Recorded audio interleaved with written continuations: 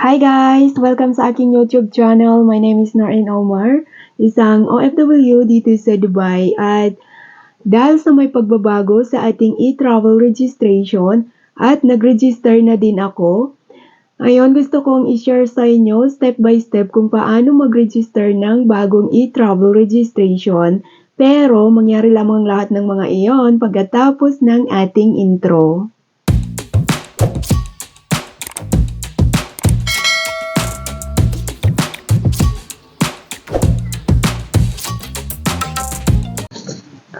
So ayun, kung kayo ay pauwi na ng Pilipinas o palabas ng bansa at hindi pa alam kung paano mag-register sa e-travel registration, sa bagong e-travel registration, sundan nyo na lang po ang aking video hanggang matapos.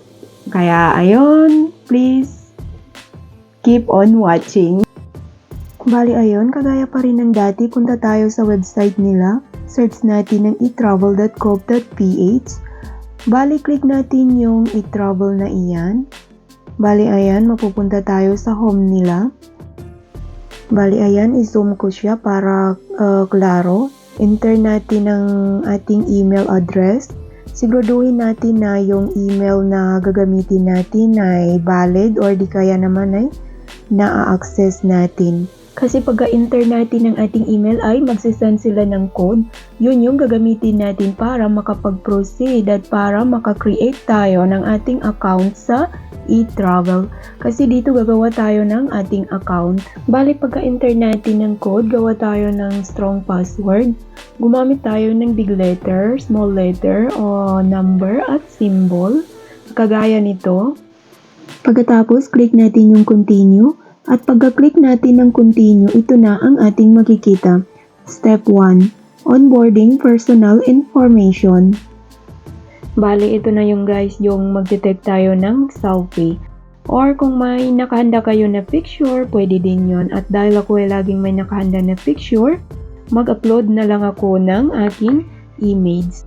Tapos guys, pag nakapasok na yung picture ninyo, bali, mamili na kayo dito sa Philippine passport holder or foreign passport holder. Pero tayong mga OFW ay Philippine passport holder.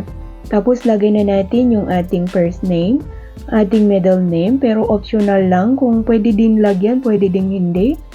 At saka yung last name natin.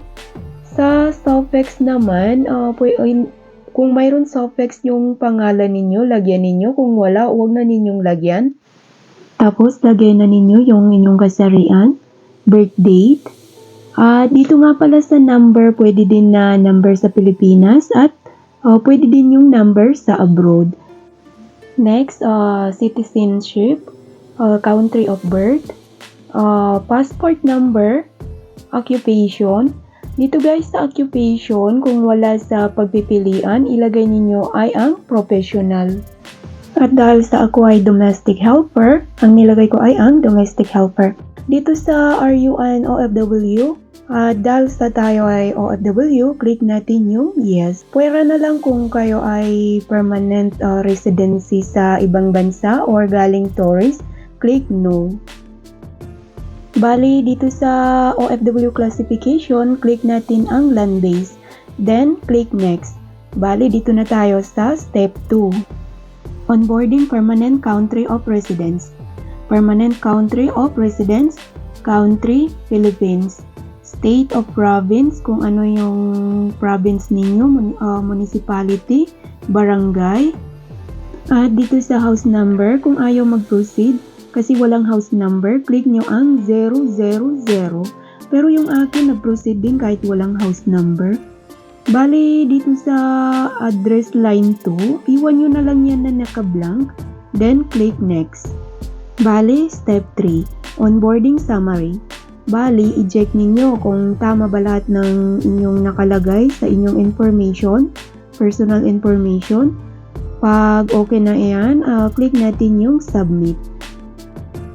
Then, pagka-click natin ng new travel declaration, dito sa my box, kung sa atin din naman yung gina-register natin, hayaan na natin yan na naka-forme, pati itong air.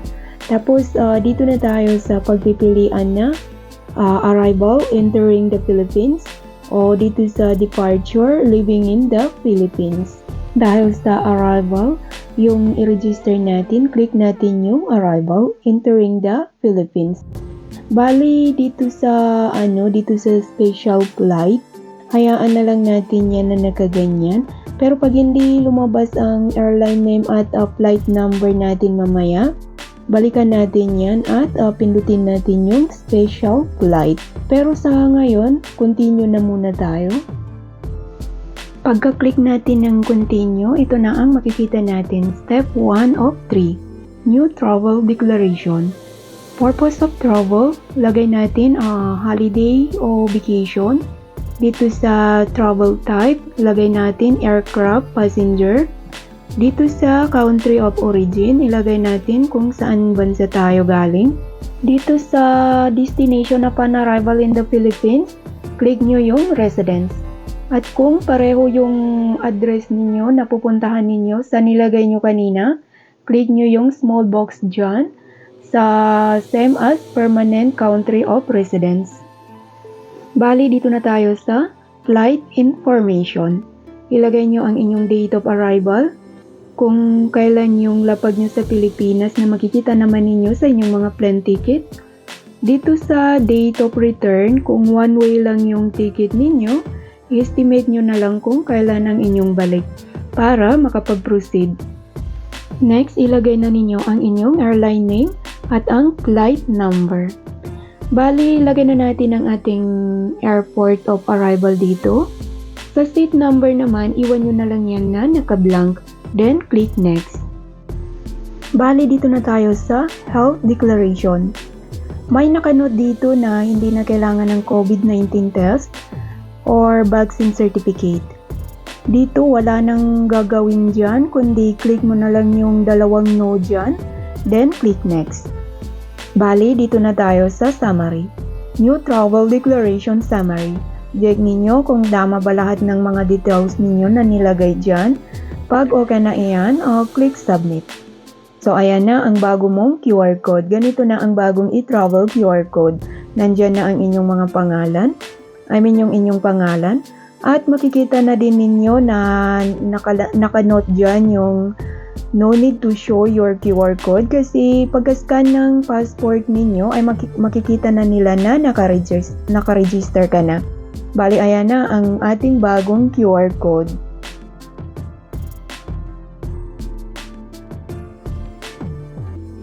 At sa hindi pa nakasubscribe ng aking YouTube channel, please don't forget to subscribe. Click the bell on notification para updated ka sa mga sumusunod na upload ko. So ayun, ingat sa biyahe at sana makarating kayo ng maayos sa inyong paruroonan.